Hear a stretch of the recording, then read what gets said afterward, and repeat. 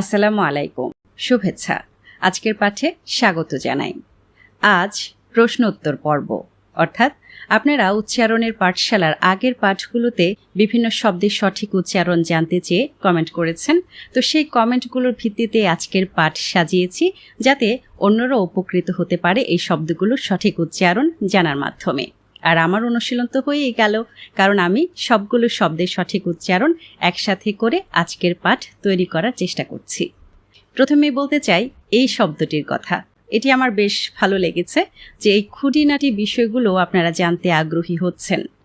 অনেকে এটিকে কিসমিস বলছেন, আবার অনেকে বলছেন কিশমিশ। আমি যদিও ব্যক্তিগতভাবে কিশমিশ বলাটাই পছন্দ করি, আর দুটো উচ্চারণই কিন্তু সঠিক।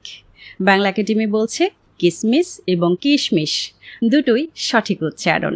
আরেকজন সম্মানিত আপু জানতে চেয়েছেন এই দুটো শব্দের সঠিক উচ্চারণ। এই শব্দ দুটো আমরা অনেকেই ভুল করি।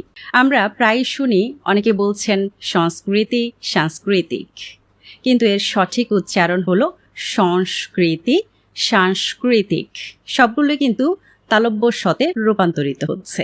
তাই এই বিষয়টি খেয়াল করে উচ্চারণ করলেই আপনার উচ্চারণ একদম সঠিক হবে, অর্থাৎ সংস্কৃতি, সাংস্কৃতিক।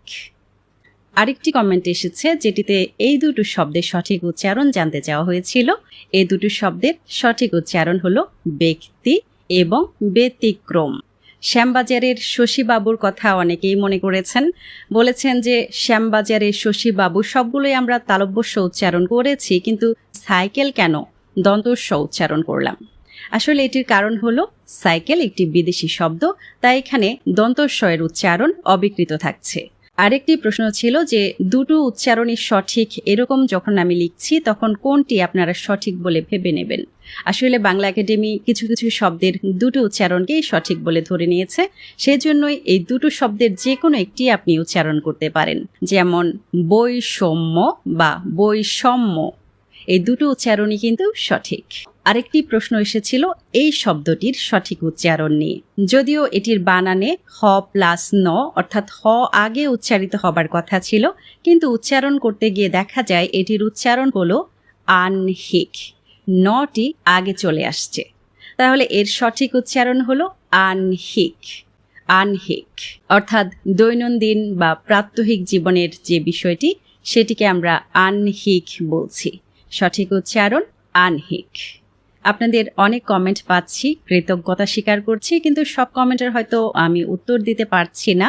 সেজন্য আমি প্রতিবারই চেষ্টা করব কিছুদিন পর পর সেই কমেন্টগুলোর সাথে একটি একটি করে পাঠ তৈরি করার, যাতে অন্যরাও উপকৃত হয় আর আমার তো অনুশীলন হবেই।